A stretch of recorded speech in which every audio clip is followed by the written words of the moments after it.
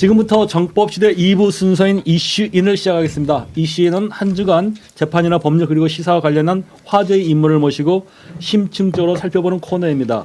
예고해드린 대로 윤미향 전 의원을 모시고 재판 진행 과정과 문제점은 없었는지 등을 살펴보도록 하겠습니다. 윤미향 전 의원님 반갑습니다. 네, 안녕하세요. 반갑습니다. 한 2년 만에 뵙는 것 같은데 네, 정말 오랜만에 그런 것 뵙는 것 같아요. 같고요. 자, 먼저 시청자 여러분 인사 말씀 네. 부탁드리겠습니다. 살아가기 힘드시죠?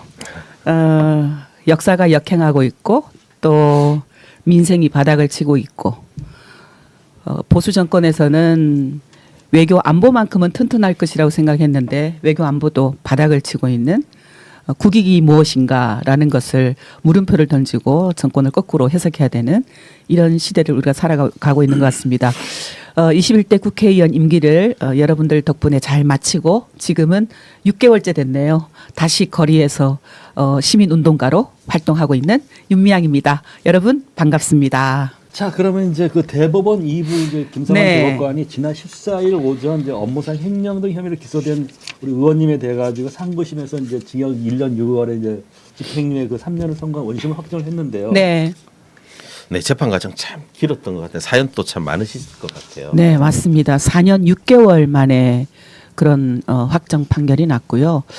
이미 다 기억을 하시겠습니다마는 제가 더불어시민당 국회의원 비례 후보가 되면서 사건은 시작됐고 일본 우익 잡지가 문예춘추라는 잡지가 그 여자가 국회의원 후보가 됐다라고 하는 탄성과 같은 비아냥과 같은 말 뒤에 바로 또 한국의 그 보수 언론들이 그것을 일본이 요의주시하는 뭐 비례 후보 7번이다 등등 기사를 써댔고 그것이 발화점이 되어서 방식이 이랬던 것 같아요.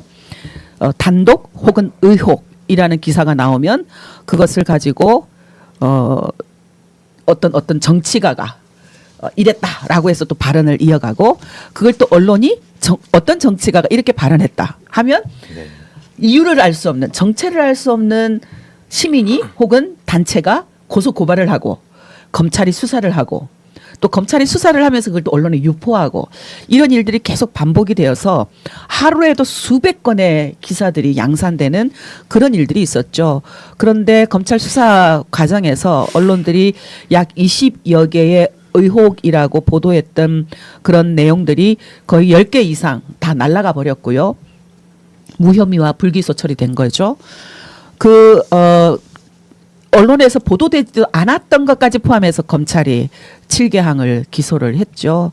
그래서 그 기소를 두고 1심에서 재판 판결 또 2심 지금 3심까지 4년 6개월이 걸쳐서 1심 판결에서 모두가 무죄 판결을 받았을 때 아마 기억하고 계실 겁니다. 하지만 언론들은 무혐의 됐던 것도 또 네. 무죄 판결 났던 것도 어느 누구 하나 제대로 보도하지 않는 이런 일들이 있었는데 우리 주 대표님이 계신 법률닷컴 꾸준히 저희 재판 방청 기사도 네. 써주시기도 하고 해서 참 고마운 일이었습니다. 그런 기사 한 줄이 저희에게는 희망과 같은 그런 소식이었고요. 그걸 통해서 많은 사람들에게 재판이 이렇게 진행되고 있구나. 그 기존 언론들은 재판에도 관심이 없구나. 그들 그냥 의혹을 보도하는 것에 목적이 있었구나 하는 것을 확인할 수 있었던 것 같습니다. 관련해 가지고 이제 검찰이 기소한 내용 관련해서 팩트 네. 체크를 한번 해보도록 하겠습니다. 네네네. 첫 번째가 이제 검찰이 기소한 걸 보면은 국고 보조금을 사기로 부정수급했다 이제 해가지고 보조금법 위반, 네. 지방재정법 위반, 사기죄로 이제 이걸 체크를 이제 기소를 네네, 했거든요. 그랬습니다. 이건 네. 어떻게 판결했나요? 됐나요? 1심에서는 완전 무죄였어요. 이 부분은? 네, 완전 무죄였습니다. 그런데 2심에서 우리가 프로젝트가 두 개였는데 하나는 여성가족부, 하나는 문체부였어요. 근데 여성가족부는 그 성격 따라 일본군 위안부 피해자 정서적 지원 사업, 그러니까 피해자를 지원하는 사업으로 프로젝트를 받았고요. 그리고 다른 하나는 우리 고인이 되셨지만 손영미 소장님이 책임자로 있었던 평화의 우리 집 쉼터 운영비로 여가부가 프로젝트를 한 2년 정도를 지원했던 게 있어 2, 3년 됐네요. 근데 그것도 1심에서 무죄였어요. 그 방식 어떤 것을 유죄로 걸었냐면은 보조금 사기라는 것이 이름이 참 거대하잖아요. 네. 보조금 사기. 근데 그 저희 활동가들이 4-5명이 다 일하는 전부였는데 저 피해자 지원 사업을 하는 그 활동가가 이 여성가족부의 프로젝트를 담당하면서 별도의 그 프로젝트 안에 인건비가 있었어요. 그래서 그 인건비를 받아요. 근데 우리도 그 프로젝트만 이 활동가가 하는 것이 아니기 때문에 기존에 해오던 활동도 다 하는 것이기 때문에 정대협에서도 이 실무자에게 인건비를 지급을 했습니다. 많지 않아요. 저희 뭐 100만 원 처음에 시작할 때 80만 원 주기도 하고요. 100만 원, 120만 원 이렇게 이제 조금씩 늘어나기도 하고 했는데 그러다 보니까 이 담당 활동가가 정대협에서 이렇게 활동비를 받고 다른 언니들은 다른 선배들은 동료들은 프로젝트를 하지 않아서 똑같이 늦게까지 일하는데 자기만 프로젝트로 인건비를 더 받는 건 미안했다. 그래서 자기가 프로젝트를 통해서 받는 인건비를 정대협에 다시 기부했다. 윤미향에게 줬다가 아닙니다. 정대협에 기부했다. 이건 내 자의다라고 검찰에 가서도 조사 때 진술을 하고 재판정에 나와서 판사 앞에서도 그렇게 진술을 했어요. 그런데 1심은 그런 정황 등등을 받아들였고 프로젝트도 굉장히 훌륭하게 수행했기 때문에 평가 점수가 굉장히 좋았습니다. 무죄로 했어요. 근데 2심에서는 검찰이 이것을 뒤집을 만한 증거도 제출하지 않았고 오히려 검찰 측 증인으로 나온 사람들도 검찰의 입장을 옹호하거나 그것을 합리화하는 진술을 하지 않았어요. 그런데 돌려버린 거죠. 여가부는. 네. 문체부도 똑같은 방식이에요. 저희가 전쟁과 여성 인권 박물관을 2012년에 개관을 했는데 박물관 교육사 지원 사업이라는 게 사립박물관 협회를 통해서 지원하는 게 있었어요. 근데 그것도 마찬가지 정대협에서 전쟁과 여성 인권 박물관에서 사람들이 오면 교육을 하고 강의를 하고 안내도 하는 그 활동가의 급여가 포함이 되어 있는 그런 비용이 그 급여를 지원하는 비용이었어요. 그래서 그 친구가 자기 급여를 신청을 해서 지원을 받았어요. 선정이 되어서. 근데 이 친구가 마찬가지로 우리 굉장히 경제적으로 열악하니 내가 기부하겠다라고 해서 기부를 한 건데 그거는 무죄예요. 1심도 2심도 무죄. 똑같은 실무자가 내가 자의로 기부했다고 하는 것인데 여성가족부 것만. 저는 여기에는 다분히 정치적인 의도가 있었다고 생각합니다. 여성가족부를 공격하는 데 하나. 다음에는 이 사건이 터지자마자 계속 이걸 엄청나게 보도를 했어요.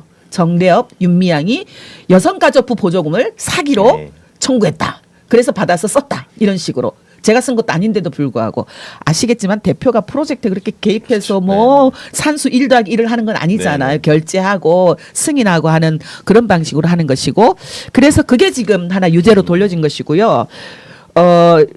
지금 뭐 문제는 이게 저에게만 유죄가 아니라 네. 저하고 함께 했던 활동가하고 공모를 해서 이 범죄를 저질렀다 했기 때문에 네. 이게 2심에서 유죄로 돼서 어떤 일들이 벌어졌느냐. 대학원을 졸업하고 약 20년 동안 저는 30년 늦게 이 일을 했지만 약 20년 동안 정대협에서 활동했던 실무자에게 벌금 2천만 원이라는 아주 무서운 네. 중형이 지금 선고된 그런 상태입니다. 확정된 상태입니다. 그 다음에 이제 보면은 또 기부금품 모집 등록을 하지 않고 모금했다. 네. 기소된 게 있는데. 10년 동안요. 네. 정말 악질이라고 저는 생각합니다. 10년 동안 정대협이 활동하면서 저희 후원 회원들이 모아준 후원금, 또 베트남 사업, 베트남의 민간인 학살 피해 지역에 뭔가 정수기를 만들어드리고 등등하면서 후원해준 후원금, 또 아시겠지만 2015 한일 합의를 무효화하기 위해서 정의기억재단이 만들어졌습니다.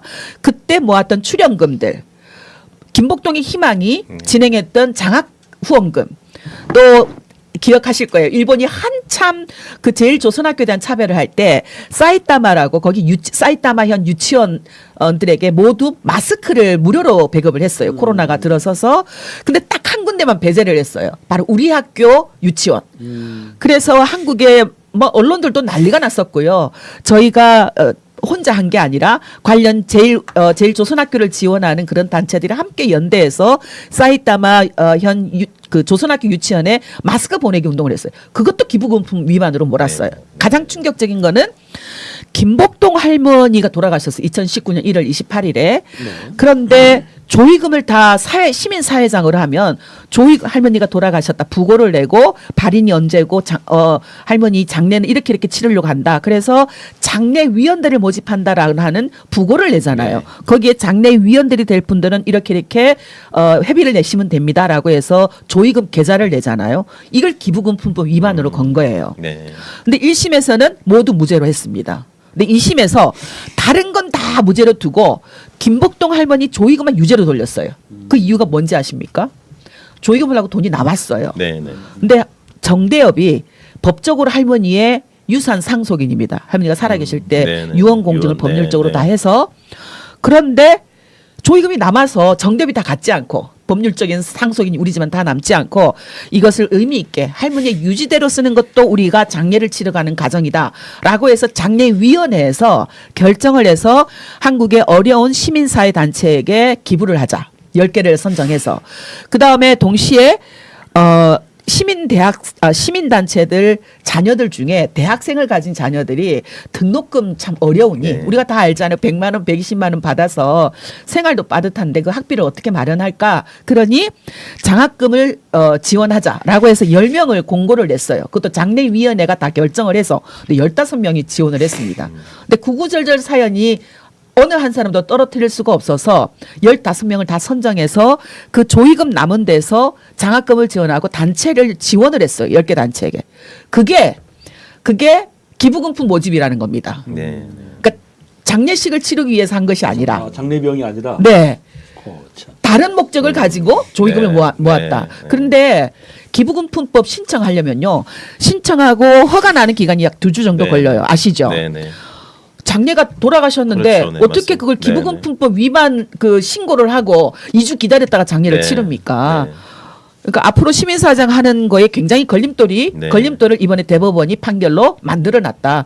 이 기부금품에 대한 개정 전 국회에서 해야 된다고 봅니다. 네. 악용되지 않게끔.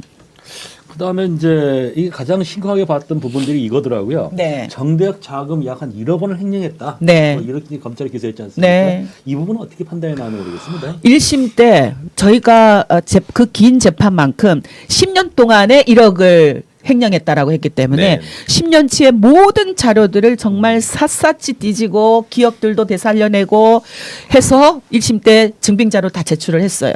그런데도 2억 중에 약 1,700만 원에 해당되는 금액을 이건 증빙 서류가 부족하다라고 네. 해서 그것만 남겨놨어요. 다 무죄 네. 마지막 그 업무상 횡령 부분에서도 그 일부 유죄 거의 8분의 1, 9분의 1은 덜어내시고 그래서 저희 판단에는 2심 때 이거를 또 보충하면 되겠구나. 네. 더 구체적으로 증빙 서류를 하면 되겠구나라고 이야기를 했고 또 1심 재판 과정에서 저도 처음으로 정말로 내가 얼마나 기부를 했는가라는 것을 계산을 해본 거예요.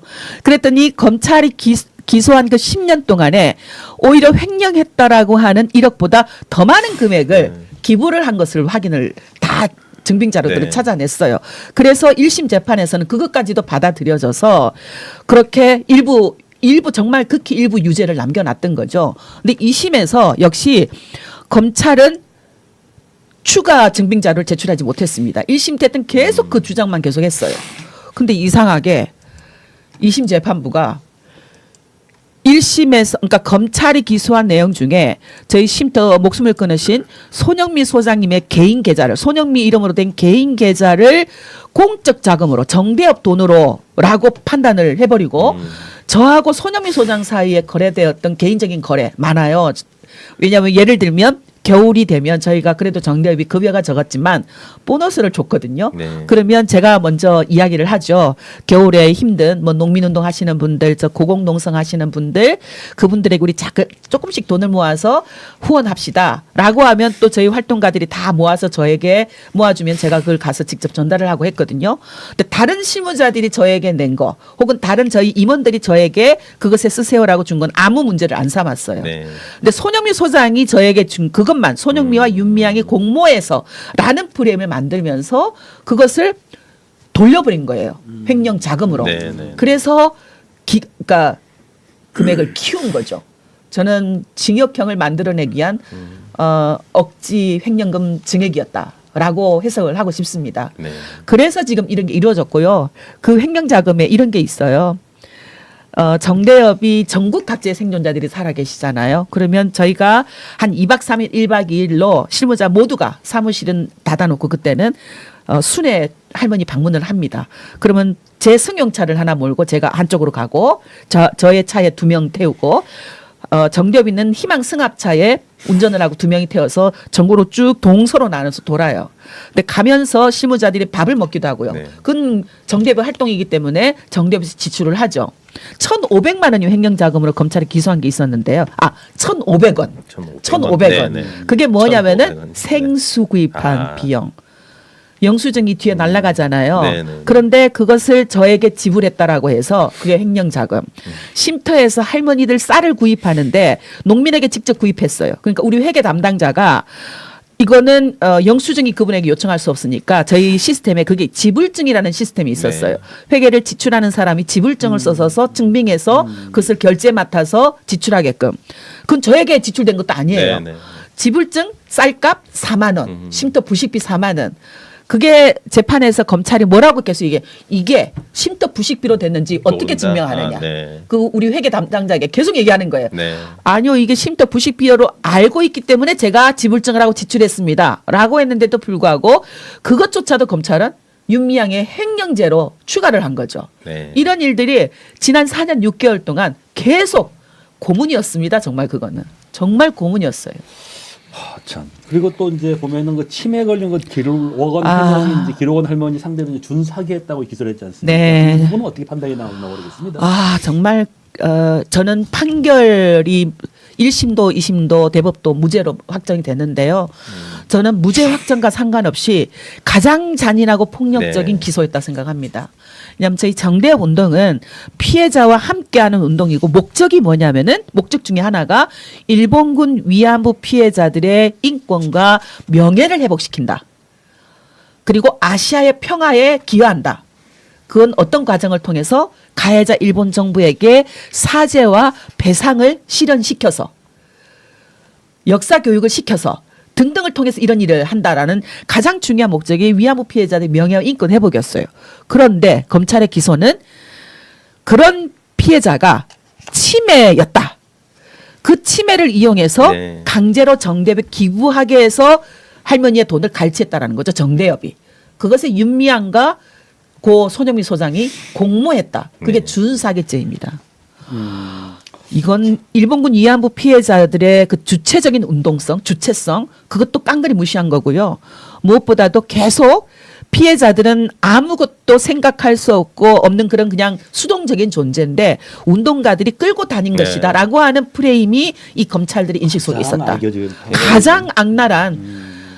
가장 악랄한 이거는 일본 우익들과 일본 정부에서도 그동안 이런 얘기는 하지 않았습니다. 이거는 어떻게 보면 피해자 할머니들에 대한 엄청 모욕 네, 아닙니까? 그렇다고 이거는 생각합니다. 정말? 네, 네. 상당히 이게 제가 네. 서부지법에서 할 때 상당히 네. 이제 치열하게 다투셨던데 맞아요. 저희도 그 취재를 했던 건데 보면은 기록원 할머니를 결코 치매라고 할 수 없는 상황이었거든요. 우리가 다 입증하고 있잖아요. 네. TV에서 나와서 거리에서 시민들을 만나서 본인의 목소리를 냈고 가수로 등극도 하셨고 글 쓰는 거나 그리고 네. 노래하시는 거나 전혀 사실 그걸 치매라고 볼 수 없는데 불구하고 치매라고 그냥 또 주장하고 있던 네. 검찰은 참. 자, 그다음에 또 보면은 안성 쉼터를 이제 비싸게 샀으니 배임이다. 이렇게 네. 검찰 기소를 했거든요. 네. 이 부분은 어떻게 판단이 나오는지 처음에는 기억하시나요? 언론에서 배임의 문제보다 저거 뭔가 있다. 뭔가 윤미향이 횡령했을 것이다라고 하는 네, 식으로 그렇죠. 언론이 다 보도했습니다.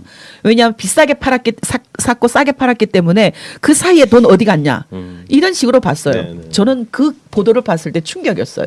소위 진보 언론이라고 하는 신문에서도 그렇게 다뤄서 제가 그때부터 기사를 보지 않았어요. 진보 언론도 이렇게 보는구나. 정말 NGO 대표가 그런 돈을 이렇게 먹을 수 있다라고 생각하는 그 시스템이 저는 이해가 안 됐어요. 우선.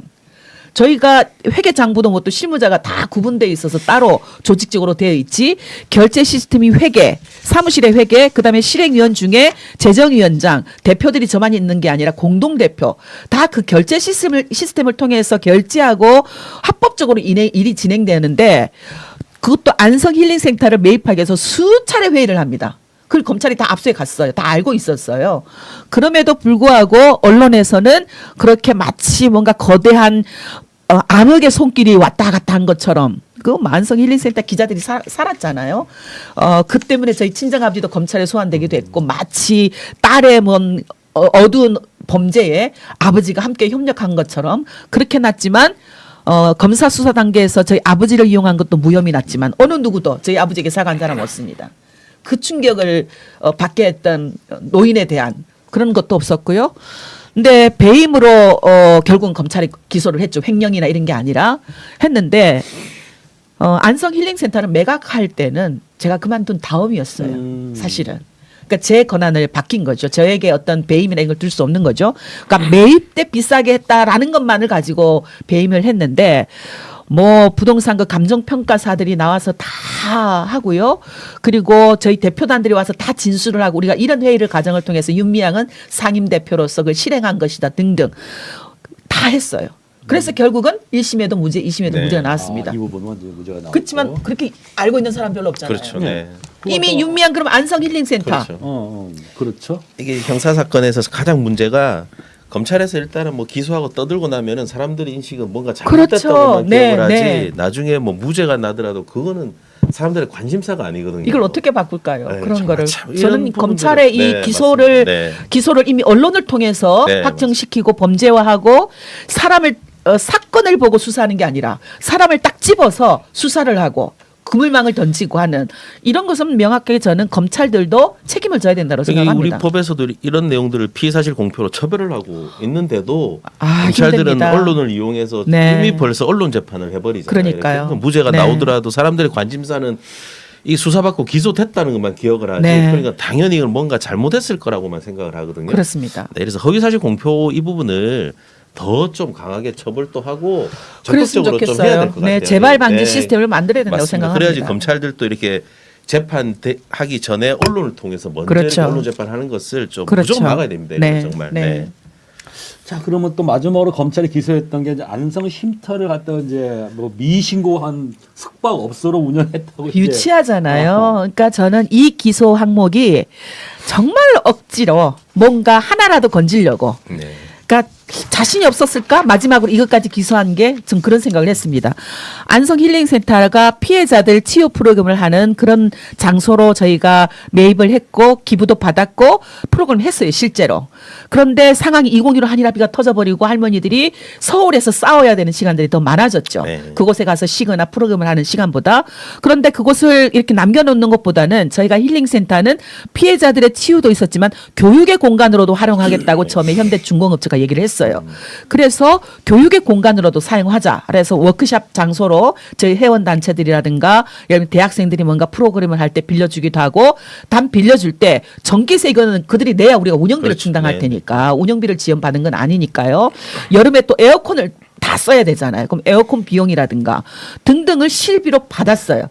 이게 숙박업으로 이용했다라는 겁니다. 1년에 1.8회 정도 그거밖에 안 돼요. 그러니까 굉장히 악의적이고 그렇죠. 모욕적이다라고 생각합니다. 뭔가 목적과 다르게 영리 네. 영리 목적으로 이용했다는 그런 식으로 거죠. 그런 프레임을 네. 씌운 결국은 그런 내용인 거죠. 네. 그들이 하는 앵벌이라고 있잖아요. 네, 네, 네. 위안부라는 거 이용해서 너희들 돈 벌기 위해서 했던 게 네. 아니냐라고 하는 그 끼어넣기 기소가 아니었겠는가라는 생각이 들고요. 물론 이건 무죄 나올 수밖에 없잖아요. 이런 일들이 벌어져서 여기에 이용했던 사람들 조사를 하기도 하고요. 직접 재판에 나와서 진술을 하기도 하고 하는 그런 참담한 과정을 지난 4년 동안 겪은 거죠. 검찰에서 처음부터 악의적으로 네, 뭔가 그랬다고 생각합니다. 안 좋은 분위기를 만들기 위해서 네, 정말 어떻게 보면 그렇다고 일반 생각합니다. 국민들이 보시기에는 상당히 만약 이게 사실이라고 하면 정말 네. 안 좋게 인식을 네. 하니까 의도적으로 그런 불법적인 프레임을 네. 씌운 것 같아요. 네. 그러면 당시에 이제 그 검찰 수사 과정하고 이제 1심 재판에서 상당히 이제 20개 중에서 기소한 게 20개 네. 중에서 여덟- 19개는 네. 무혐의가 날아가 날려버린 버렸고. 거지 않습니까? 네. 그럼 그걸 한번 정리를 한번 해주시죠. 그러니까 예를 봐가지고 1심에서 주요하게 날린 게 뭐뭐 첫째가 다 기억하시나요 혹시? 여기 이제 하룻밤에 술집에서 네. 3천만 원을 지출했다 기억하시나요? 예, 그거 있었죠. 네, 있었죠. 네. 황당하잖아요. 그게 한 경제신문이 그 기사를 썼어요. 네. 뭐 전체 이름 제가 얘기를 못 하겠습니다만은 그런데 그 기자가 그 보도를 하기 전에요. 정의연의 회계 담당자하고 확인까지 했어요. 그래서 설명을 다 했어요. 그럼에도 불구하고 그 기사를 쓴 겁니다. 3천만 원 왜 들어간 거예요? 그 당시에 그러면? 그러니까 그 국세청에 저희가 기부금에 대해서 이렇게 지출하고 나서 올리잖아요. 보고서를 올리잖아요. 그럼 지출 항목에 줄이 쫙 있어서 그게 일일이 이렇게 지출을 항목을 쓰는 게 아니라 한 칸으로 돼 있어요. 아, 왜? 그러면 뭐 등 이렇게 네, 쓰는 네, 거죠. 네, 뭐 네. 왜? 그게 3,300만 원이에요. 네, 전체를. 네. 그런데 그 등 한 그 첫 번째 후원의 밤 장소가 종로에 있는 옥토버 헤스트라고요. 네, 네, 네. 정말 고마운 네. 아, 맥주집. 네, 거기. 고마운 저 기관입니다. 맥주집이에요. 네, 네. 누가 위안부 운동으로 그 그렇죠. 후원의 네. 밤 하는데 장소를 빌려줍니까? 그런데 1년에 한 번 그렇게 정대협이 후원의 밤 할 때마다 그 장소를 빌려줘서 했는데 그 업체는 또 얼마나 곤욕을 치렀겠습니까? 그렇죠. 이 정도면. 네, 네. 근데 그렇게 해서 지출했다라고 공격을 했는데 그래서 어디나 지금도 따라다닙니다. 후원금을. 네. 후원금을 술집에서 하룻밤에 3,300만 원 먹는 얼마나 부도덕한 사람. 그렇죠. 네, 네. 깜짝 놀랐어요, 근데 사실은. 이런 이런 부분은, 기사를 쓸 수 네. 있는 게 또 이런 무혐의 부분들은 됐습니다. 검찰에서는 당연히 뭐 자료만 보면은 사실이 아니라는 건 그럼요, 아는 내용이잖아요, 그럼요, 이런 그럼요. 부분은. 네. 그다음에 또 있어요. 후원금 요용해서 딸 유학시켰다. 네. 어떻게 그게 가능합니까? 저는요 그런 보도 자체를 하면서 양심의 가책을 안 느끼나 싶어요. 어떻게 후원금을 가지고 딸 유학비를 보낼 정도로 우리 사회가 우리 시민단체 시스템이 그렇게 허술하다고 생각했을까? 그것도 하나 생각이 들고요. 제 남편이 지역 언론을 하고 있는데요. 또 후원금으로 그 남편 신문사에 일감을 네. 몰아주었대. 저희 남편 신문사까지 탈탈 털렸고요. 유명하게 곽상도 씨는 엄하게 계속 괴롭혀서 지난 한 4년 6개월 동안 저희 남편의 그 어렵게 지역에서 뿌리를 낸 남편 신문사도 굉장히 힘겹게 네. 명맥만 유지하자 힘겹지만 버티자라고 했던 그런 사건도 무혐의가 됐고요. 뭐 입에 다 담을 수가 없습니다. 근데 이런 부분들은 이게 검찰에서 악의적으로 네. 언론을 통해서 유포를 하고 언론은 그걸 그대로 받았어 그럼요. 가지고 네. 정말 개인적인 비리로 몰고 가기 위한 망신주기 네, 아닌가 그렇다고 그런 걱정인 생각합니다. 거잖아요. 네. 그리고 그거 하나 잡고 싶어요. 아직도 여러 사람들이 제가 현금으로 아파트를 5채 산 줄 알아요. 제가 그 부분 좀 네. 실감하더라고요. 왜냐하면 지금 곽상도가 알고 그렇게 있어요. 얘기했거든요. 곽상도 그렇게 얘기했거든요. 다른 사람도 아니고 근데 그 곽상도가 5채가 봐요. 뭔지 그런 아십니까? 말을. 뭐죠? 저희가 국회의원들 이렇게 처음에 됐을 때 재산 신고를 할 때 시댁과 친정을 다 하게 돼 있어요. 네. 그래서 저희 친정 부모님이 사는 아파트도 하나 들어가 있고요, 거기. 친정 부모님이 평생 일해서 산 겨우 재산하는 아파트거든요. 그거. 그다음에 이제 시댁이 살고 있는 집 하나 주택. 그게 2개예요. 그건 저하고 전혀 상관없습니다. 네. 제가 제 삶하고도 상관이 없어요. 저희 부모님 각자의 부모님들의 삶이죠. 3개는 뭐냐? 저희가 이사 다닌 거. 처음에 신혼 때 전세에서 전세 자금 빼서 돈 조금 더 넣어서 작은 빌라 하나 사서 글로 갔다가 나중에 또 조금 더 모아서 빌라에서 아파트 하나 옮겼다가 마지막에 지금 살고 있는 현재 아파트 네. 그 3번을 옮긴 거. 그거를 다 해서 현금으로 음. 현금 다발을 갖고 다닌 게 아니고요. 은행에 있는 돈 융자 내기도 하고 등등 해서 쓴 그걸 통해서 산 거 그거를 마치 현금으로 하니까 마치 어디 장롱 속에 그렇죠. 현금 네, 다발을 네, 네. 숨겨놨다가 산 사람처럼 이렇게 되고 있는데 사실은 그렇습니다. 2개는 저하고 상관없는 부모님들의 집이고 3개는 이사 다닌 그것을 새 채로 해서 프레임을 줬고 마치 부동산과 관련해서 제가 어마어마한 뭔가 비리를 저지른 것처럼 저 돈이 다 어디서 왔는가 네. 후원금에서 왔다 하는 음모를 그 프레임에 심었다. 저는 그렇게 생각합니다. 나쁜 사람들입니다, 정말.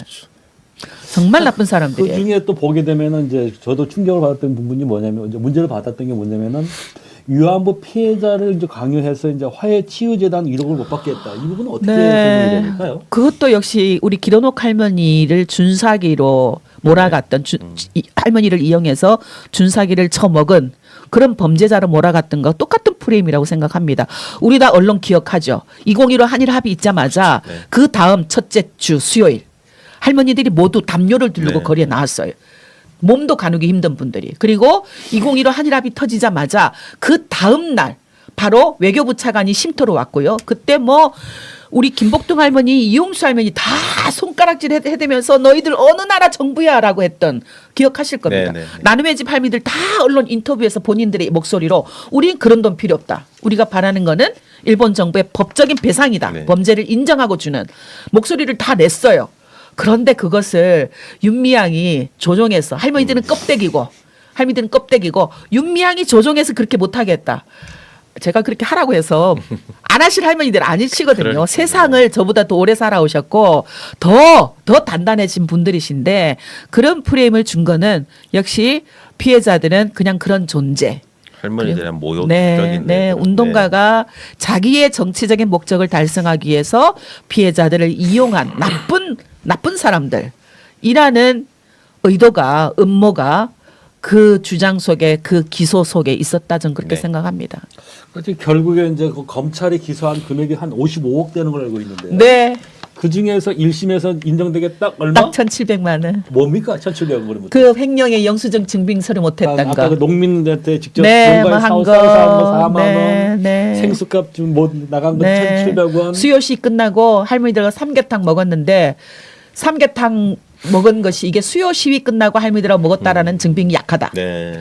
그래서 2심에는 저희가 어떻게 증빙 자료를 제출했냐면은 일본 대사관아 그다음에 수요 시위가 12시부터 1시까지 하니까 여기서 밥 먹은 시간 여기 지도를 그려서 걸으면 200m. 이동 시간. 네. 해서 증빙자로 그렇게까지 했어요. 그다음에 여기서 할머니들 식사 끝나고 쭉 쉼터로 봉고버스를 타고 가다가 쉼터에 모셔다 드리고 그게 연남동이거든요. 네, 네. 그리고 사무실로 간 그걸 몇 가지 띄어서 그렇게 재판에서 그 증빙 자료를 제출하고 변호를 하고 했어요. 이게 10년치가 네, 10년치가요. 1,700만 원인 거잖아요. 10년치가요. 그러니까 이 시민단체를 운영하고 하다 보면은 제대로 이게 너무 적은 금액 이런 부분들은 제대로 증빙을 못하는 경우가 비일비재하거든요. 그리고 그런 보통 부분들은. 5년 그러니까 이전의 것은 증빙 자료들을 그렇죠. 네, 쌓아두기 네, 때문에 네. 처분하기도 보통은 하고요. 네, 처분하고도 그렇게 오전 하니까. 하거든요. 네, 네. 저희는 근데 다행히 제가 기록을 굉장히 꼼꼼하게 해서 페이스북에 꼼꼼하게 늘 뭐를 샀다. 할머니하고 네. 해외 캠페인을 갈 때 앞에 생협에 가서 뭐 고추장, 된장 뭐 등등 이걸 사서 가서 할머니들이 밥 해드릴 것이다 하는 것을 다 보고를 올렸어요. 그러니까 그런 건 그래도 증빙 자료를 했어요. 이게 봐라 그때 기술한 거 이 영수증 이렇게 맞지 않느냐라고 했는데 수요 시위 같은 경우는 수요 시 오늘 이렇게 개최했습니다라고 하는 건 저희 기록에 올리죠. 그런데 수요시 끝나고 할머니들하고 그 삼계탕집 가서 네. 삼계탕을 먹었습니다라고 하는 건 제 페이스북에 안 올리죠. 그러니까 그런 것은 저희가 2심에서 더 보충을 해서 올리고 했는데 2심 판사는 검찰은 오히려 자기들의 주장을 입증할 어떤 걸 제출하지 못했지만 결국은 검찰의 주장을 상당 부분 받아들여서 그렇게 횡령 금액을 늘렸다. 라고 볼 수밖에 없어요. 그러니까 제가 이제 제 기억에 우리 정대주 의원님을 처음 뵌 게 10한 2, 3년 될 거예요. 그때 네. 정대 수요 시위하는데 갔는데 그 집회가 끝나고 네. 식사를 하러 갔어요. 하면은 이제 보통 그 한 10,000원짜리도 안 되니까 네, 네. 주최측이 내려나 하고 있는데 돈을 걷어 다니더라고. 네. 한때 그래서 얼른 10,000원 내고 네. 참 독특한 단체다 하는 생각이 들었어요. 왜냐하면 할머니들 것만 저희가 저희 네. 후원금에서 쓸 수 있다고 생각했기 때문에 할머니들과 저희 실무자들 그런데 이제 그 외에 오시는 분들은 또 수요시 오면서 자기의 식비 정도는 갖고 오는 게 기자들에게도 받았습니다. 심지어는 아니 네. 이렇게 이런 검찰 행태라고 하면은 한 5년, 6년 일이 5년 이상 지나서 기소하면은 입증 못해요. 이거 정말 그러니까요. 자료를 어떻게 가지고 계속 또 네. 이게 횡령을 했다고 하면은 검찰에서 이게 어떻게 횡령을 했는지 입증해야 되는 거잖아요. 오히려 지금 피고인에게 무죄를 맞습니다. 입증하라고 지금 이게 맞습니다. 재판도 이게 거꾸로 가는 거잖아요. 네, 이게. 그런 거죠. 그렇게 된 오히려 거죠. 횡령을 했다면 이 금액이 뭐 목적과 다르게 사용됐다는 걸 검찰에서 입증을 해가지고 네. 기소를 해야 되는데 저는 그게 재판 네. 과정인 줄 알았어요. 그게 정말 우리 법하고 너무 다르게 이렇게 근데 재판이 가고 네, 있으니까 우리가 네. 그걸 해야 돼서 저희에게 네. 고통스러웠던 거는 사실은 지난 10년 동안의 과거를 지금 앞으로 나가야 되거든요. 네, 위안운동을 맞습니다. 하기 위해서 네, 네. 앞으로 나가야 되는데 과거를 10년으로 네, 돌아가서 네. 저희 모든 실무자가 저와 함께 했던 4-5명의 실무자가 자료를 뒤지고 회의 자료를 뒤지고 그러고 있었다라는 것. 그런데 더 끔찍한 건요. 밖으로는 저만 이렇게 고통을 당한 것으로 알려지고 있잖아요. 저와 함께 하고 있는 저를 포함해서 4명이 5명이죠. 네. 한 명은 고인이 되셨고요. 견디다 못해 목숨을 끊으셨고 2명은 아직도 기소유예 상태입니다. 네. 네. 아직 기소도 생존자 복지 담당을 했던 활동가는 기소유예 됐고요. 그다음에 그 회계를 담당했던 실무자도 기소유예 상태예요. 그다음에 저하고 저희 사무처장이었던 관장이었던 친구는 이렇게 유죄 판결을 받았고. 네, 벌금 그러니까 정말 청춘을 이러면 누가 시민단체 와서 일하겠습니까? 국가가 당연히 해야 될 일들을 국가가 관심 없었을 때 이 젊은 활동가들이 와서 열정과 헌신을 가지고 보람과 긍지를 가지고 일을 했어요. 근데 마지막 그 끝에 온 것은 기소유예라는 땅땅땅 그리고 벌금 2천만 원 징역. 이렇게 하고 누가 하겠습니까? 저는 지금 이제 그래도 살 만큼 살아서 그래도 뭐 조금 견디면 되지만 한참 더 앞으로 살아야 될 저희 청춘들은 어떻게 합니까? 전 이건 어떻게 이 고통을 끝낼 수 있을까? 지금도 매일 아침이면 기도를 합니다. 어떻게 살아야 될까? 어떻게 하면 내 동료들이 겪고 있는 이 고통을 멈추게 할 수 있을까? 그리고 이 친구들에게 조금이라도 보상을 할 수 있을까? 제가 앞으로 살아가면서 제가 해야 할 역할이라고 생각합니다. 네, 참 활동가 분들에게도 참 네. 할지 못할 이게 기소유예라는 것 자체가 일단은 잘못했다는 거잖아요. 그렇죠. 내가 잘못했다. 이렇게 어떻게 보면 희생하고 네. 국가가 해야 될 역할을 해오신 분들에게 법으로 너희가 잘못했다고 지금 이렇게 검찰에서는 해버린 거잖아요. 이게. 지금도 여전히 자유를 네. 자유를 네. 속박하고 있는 상태인 그렇죠. 거죠. 네. 한 번만 더 잘못하면 이것까지 다 그런 거죠. 포함해서 그런 가중해서 거죠. 처벌하겠다는 네, 그런 그렇습니다. 내용이니까. 네, 그렇습니다. 참 답답한 현실입니다. 자, 그럼 그 1심 판결에서 이제 그 무죄 거의 대부분 무죄가 나왔는데 그때 네. 그 심정은 어떠셨나 모르겠습니다. 아, 사실은 저는 이게 이런 표현이 식물을 또 비하하는 것 같아서 별로 안 쓰고 싶은데 갑자기 1심에서 무죄가 나왔는데 식물 인간이 된 듯한 느낌이 좀 나왔어요. 너무 허망하기도 하고. 네. 그래 결국은 저도 알고 저와 함께 활동했던 활동가들도 알고 저희 내부 또 우리와 함께 운동했던 사람들 일본에서 활동했던 사람들 모두가 다 이미 알고 있는 사실이에요. 무죄라는 것을. 그런데 1심 판결에서 그 긴 모욕과 혐오와 공격과 저희 집 앞에 아파트 앞에까지 트럭을 끌고 가서 윤미향 앵벌이 국회의원 사퇴하라고 했던 극우 그 유튜버들 또 그 당 앞에 와서 했던 사람들 제가 있었던 그 층이 국회의원회관 5층인데요. 네. 기자들이 초기에는 한 수십 명이 그 앞에서 기다리고 있었어요. 출근하는 윤미향, 옷 뭐 단추를 채우는 윤미향, 본회의장에 출근하는 윤미향, 누구 의원과 이야기하는 윤미향, 일거수이투족을 매일매일 기사로 써내던 기자들이었거든요. 그런 과정을 살아냈는데 너무 허망하다. 사실은 그때 굉장히 절망감이었죠. 그런데 저에게 희망을 주고 그래 살아야 된다. 다시 또 싸우자라고 생각을 하게 만들었던 건 가장 첫 번째 저에게 왔던 게 사실 이재명 대표님의 네. 사과 메시지였어요. 사과 메시지를 저한테 텔레그램에 보내오셨는데 그날 본인도 수사를 받은 날에서 그렇죠. 조사 그날. 긴 예, 시간 예, 네, 그날 바로 네, 보내셨죠. 예. 네. 그런데 메시지를 보내 제가 답을 못했어요. 무기력증 때문에. 그랬더니 그 다음에 메시지를 페이스북과 트위터 등등에 올린 것을 캡처해서 저에게 보내면서 네, 네. 제가 이렇게 올렸습니다. 히히 미안합니다라고 올려주시더라고요. 벌떡 일어났습니다. 사실은 그랬고 그날 새벽 1시 2시까지 더불어민주당 의원들이 혼자 싸우게 해서 미안합니다. 수고하셨습니다. 정말 다행입니다. 이런 메시지들을 계속 텔레그램에 올리셔서 그걸 보면서 제가 위로를 받았고 그 뒤에 촛불 집회 현장에서 시민들을 만났는데 네. 그냥 우시면서 언론만 보고 욕해서 미안합니다. 이러시는 분들이 많았어요. 그래서 한편으로는 허망했으면서 다른 한편으로는 참 위로였고 희망이었다. 그렇게 말로 표현해 주면서 미안하다고 하시는 분들이 있어서 고마웠고 그리고 역시 저는 믿었습니다라고 하는 지지와 응원을 보내주셨던 그 격려 때문에 또 희망이었고 그랬습니다. 근데 이 지금 대법원 판결 이후에 다시 약간 이 가슴에 포탄 구멍이 생겼어요. 네. 생겼는데 역시 이것도 함께 해주시는 사람들로 인해서 따뜻한 온기로 채워질 것이다라고 믿고 있습니다.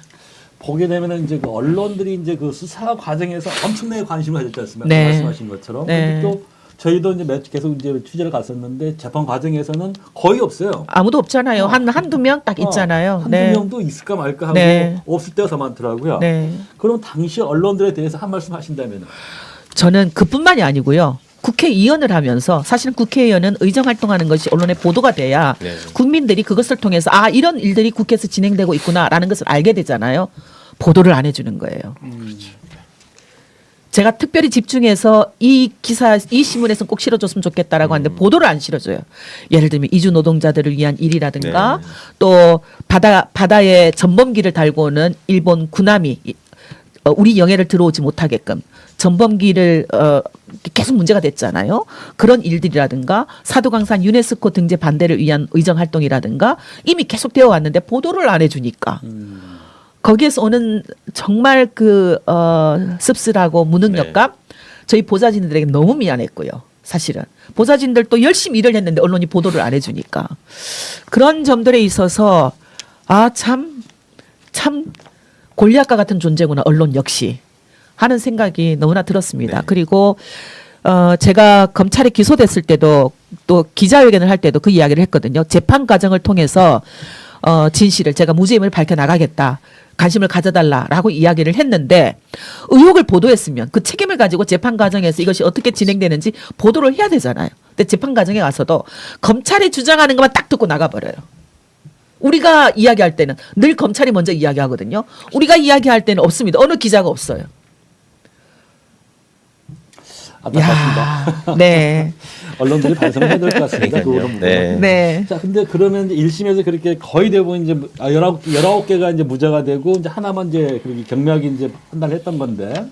근데 이게 이제 항소심에서는 또 벌금이 징역형으로 늘어났고 또 지난 14일 날 이제 대법원 확정 판결에서는 그게 이제 확정됐고. 확정됐지 않습니까? 네. 그러면은 유죄로 이제 2심에서 네. 유죄로 인정되면 어떻게 늘어난 거죠? 아까 제가 그 기소된 거 얘기하면서 답변을 했는데 보조금 사기. 네, 보조금. 그다음에 기부금품법 중에서 다른 건 다 무죄 네, 그대로 네, 네. 인정했는데 네.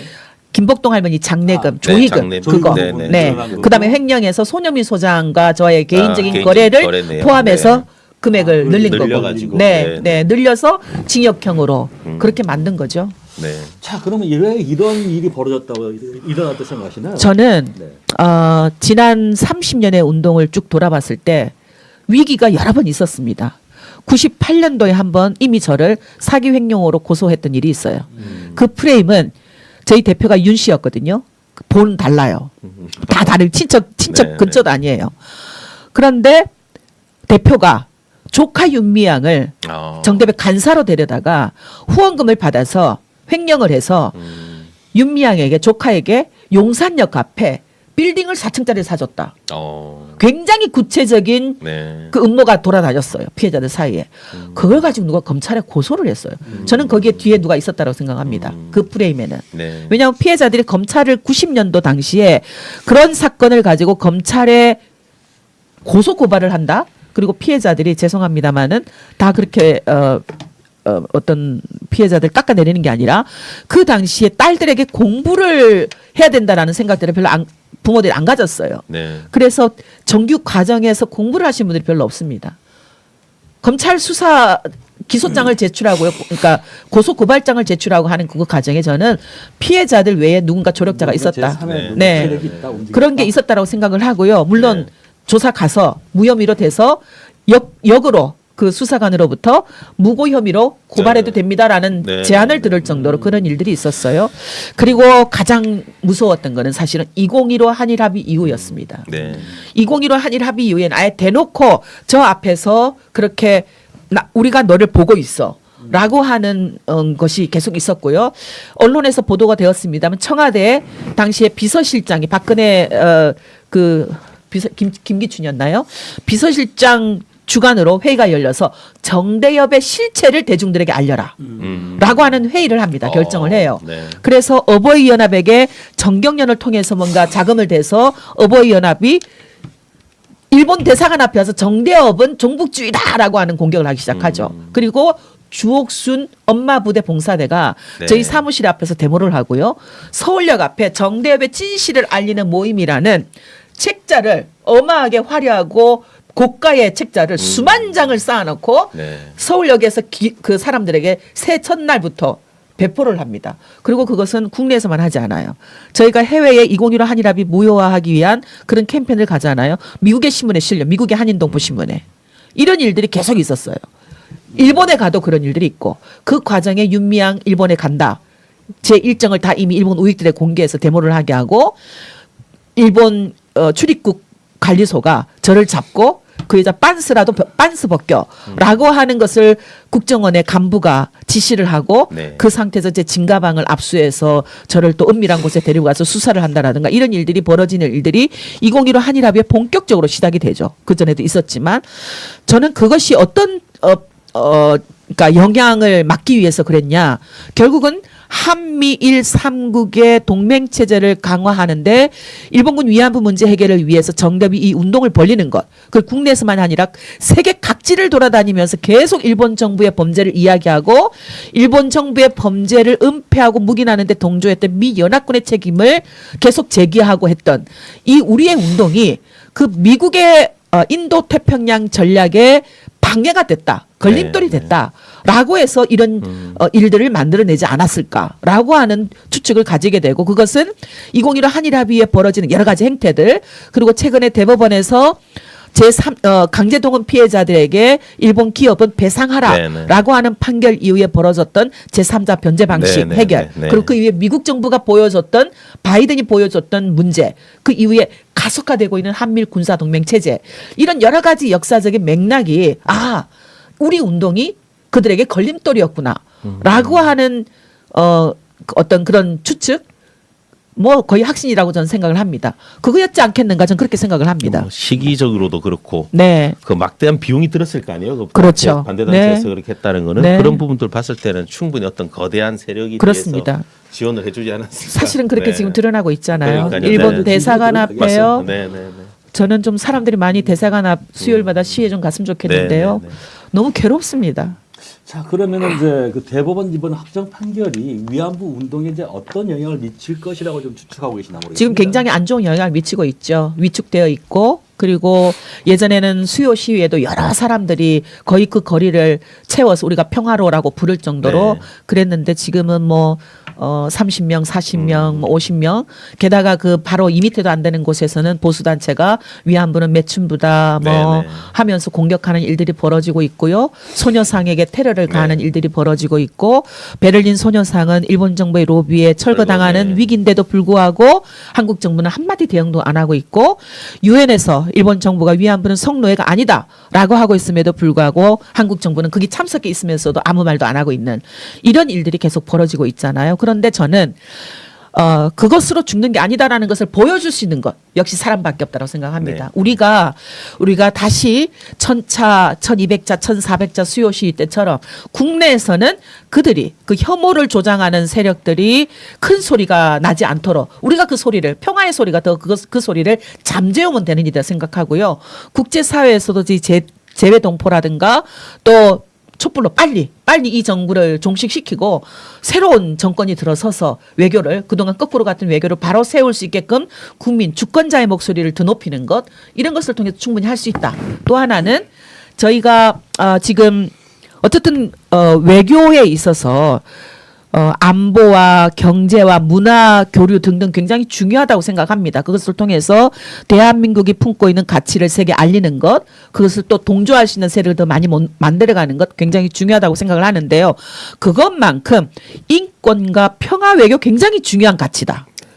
그것을 만드는 일들을 이번 새로 들었을 정부가 꼭 할 수 있도록 우리가 처음부터 목소리를 내서 그건 그러니까 투트랙이라는 얘기를 늘 정부가 하고 있는데요. 이것을 하지 말란 게 아니라 경제와 경제와 안보만 중심에서 하는 것이 아니라 투트랙으로 이것도 열심히 인권과 평화 외교도 더 적극적으로 할 수 있게끔 주권자의 힘을 모아가면 저는 이 위기를 좋은 걸로 희망으로 만들어갈 수 있다. 그렇게 생각합니다. 네.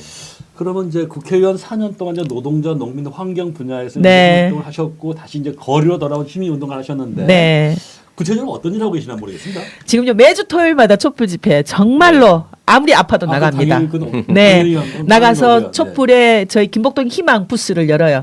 제가 지난 8월 6일에 그 부스가요 좀 달라지기도 하는데 늘 독도 지키는 그 옆에 네네, 있기도 하고, 독도 네, 네, 또 뭐 그 한 유튜브 언론사 옆에서 제가 네. 홍보하는 것 같아서 이름은 얘기를 못합니다만 그 옆에 서기도 하고, 그래서 촛불 부스 통해서 그 촛불 집회 참석하시는 분이 노란 나비 달고 있잖아요. 네. 그게 저희가 해서 붙여드리는 네. 거예요. 네. 일본군 위안부 피해자들에게 진정한 해방을 안겨드리자. 그러기 위해서 일본 정부가 사죄해야 된다라는 메시지를 그 나비에 담아서 다 붙여드리고 있고요. 네.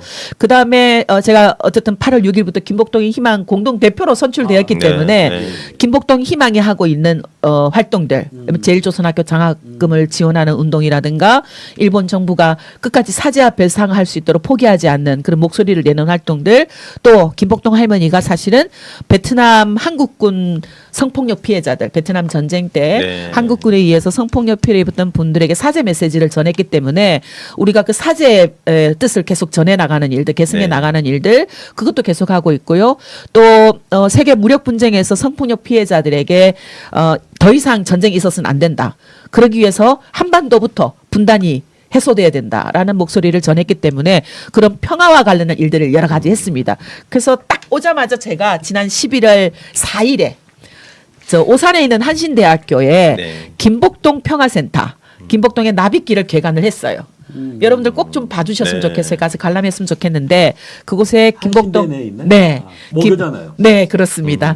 김복동 평화의 소녀상이 설치되었고요. 네. 그리고 내부 전시관도 있고 그리고 여러 작가들의 작품도 전시가 되어 있고 그곳에서 우리가 김복동이라는 피해자가 지난 30년의 운동 속에서 이렇게 세계적인 영웅으로 되었구나. 우리가 희망을 가지자 하는 그런 뜻을 함께 나누기 위해서 그렇게 김복동의 나비길이 조성되어 있습니다. 그걸 했습니다. 네. 네. 맞습니다. 네. 자, 그러면 이제 그 위안부 문제와 관련된 정기기억 연대가 네. 70년 전 이제 사건에만 천착해 있다. 일제 강점기 문제만 이제 침착해 있고 사실 지금 현재 진행형인 예를 들어서 이제 현존하는 위안부 문제, 즉 동두천 그 성병 관리소 철거 문제나 또는 평택 미군 기지 인근 등에서 종사하고 있는 여성들의 인권은 아직까지 뭐 한다는 말을 못 들어본 것 같거든요. 네, 네. 이런 지적이 있습니다. 그러니까 네. 과거에만 집착하고 현재는 외면하고 있는 거 아니냐. 그건 왜 어떤 입장인지 모르겠습니다. 근데 약간 이제 그 정확한 정보가 제대로 전달이 안 되기 때문이다. 전 그렇게 생각을 하는데요. 정 의원은 일본군 위안부 문제뿐만 아니라 현재 지금 진행되고 있는 일들에도 적극적으로 연대를 해왔어요. 그래서 기지촌 여성인권연대라는 게 있습니다. 거기에 네. 정대협이 처음에 시작할 때 주도적으로 제가 그때 대표였는데 주도적으로 함께 참여해서 그 기지촌 여성인권연대를 만들었어요. 거기에는 동두천에서 그 기지촌 여성들과 함께 왔던 두레방, 또 지금 평택에 있는 햇살사회복지회, 그리고 지금 현재 성착취 문제를 다루고 있는 한소리회, 그리고 정대협 이렇게 함께 결합해서 만든 단체가 바로 기지촌 여성 인권연대예요. 그 연대 틀 안에서 지금도 정 의원은 계속 활동을 하고 있고, 저는 이 동두천 성병관리소를 보존하는 문제는 여성 단체뿐만 아니라 정 의원뿐만 아니라 우리 사회가 과거를 절대로 잊지 않기 위해서, 과거와 같은 역사를 반복하게 하지 않기 위해서라도 보존해서 그런 시설들은 오히려 기념 박물관이라든가 아이들에게 교육할 수 있는 그런 시설로 다시 탈바꿈해 주는 게 필요하다라고 보고 있거든요. 그 일도 적극적으로 함께 결합하고 있다. 라고만 네. 알고 있습니다. 근데 그게 이제 언론에 잘 보도가 안 되어 있어. 요즘은 아시겠지만 김건희, 윤석열 또 명 아니고는 네, 보도가 네. 좀 안 되고 있는 상황이잖아요. 네. 그러니까 시대가 또 그런 시대다라는 생각이 이런 듭니다. 부분에서도 좀 먼저 관심을 가지고 지금 네. 연대를 하면서 활동하고 네, 있다. 네, 저희 김복동 희망도 지금 아, 계속 현재 문제와 함께하고 있는 것처럼 그럴 수밖에 없습니다. 재발 방지가 굉장히 저희의 활동의 중요한 목적이기 때문에 재발 방지라는 것은 미래 세대들에게 그리고 오늘을 사는 우리들에게 과거와 같은 일이 반복되어서는 안 된다라는 것이기 때문에 그렇게 할 수밖에 없다라는 말씀을 네. 드립니다. 네. 자, 그러면 이제 끝으로 우리 시청자분들에게 네. 하실 말씀 좀 부탁드리겠습니다. 네. 지난 4년 6개월 동안 제가 이렇게 견디고 살아남아서 다시 시민 활동가의 목소리를 낼 수 있는 거는 함께 해주셨던 우리 시민들이 계셨기 때문에 가능했다라는 말씀을 드리고 싶습니다. 그래서 참 감사하고요. 앞으로 일본 정부가 혹은 한국 정부가 혹은 한미일 군사 동맹 체제를 통해서 이익에 카르텔을 영위하려고 있는 그 세력들에게 윤미향을 죽인다고 해서 또 정대협을 죽인다라고 해서 우리 목소리가 죽는 게 아니다. 우리는 그럴수록 오히려 더 강하게 목소리 내고 더 큰 주권자의 목소리로 반드시 이 땅의 정의를 바로 세워 나갈 것이다 하는 것을 우리 시민들이 보여주셨으면 좋겠습니다. 그러니까 김복동 할머니가 마지막에 연대가 희망이구나, 사람이 희망이구나 하는 것을 확신하고 편안하게 숨을 거두셨던 것처럼 그 믿음이 우리들로 인해서 실천되었으면 좋겠다. 연대가 희망이다. 끝까지 싸우는 것이 이기는 것이다 하는 것을 우리가 함께 이루어 갔으면 좋겠습니다. 네, 오늘 출연해 주신 윤미향 전 의원에게 감사드리고요. 이상으로 정법시대 8회차 방송을 마무리하도록 하겠습니다. 감사합니다. 고맙습니다. 감사합니다.